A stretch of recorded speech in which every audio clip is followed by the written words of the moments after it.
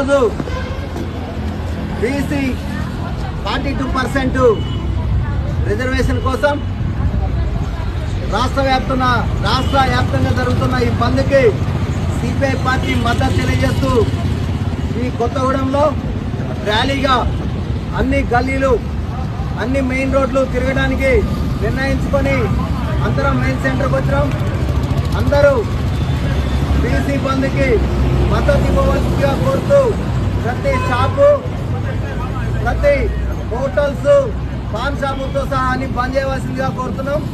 ఎవరు బంద్ చేయకపోయినా మళ్ళీ అందరూ వచ్చి బంద్ చేసేదాకా చూడొద్దు, అందరూ బంద్ చేయాలని కోరుతున్నాం. సురేష్ మనము ఫస్ట్ ఇట్లా పోతాం పాల్మాల్ దగ్గర నుంచి బ్యాక్, ఇక్కడ నుంచి శేషగిరి పోవాలి. ఎవరు కూడా మిస్ కావద్దు.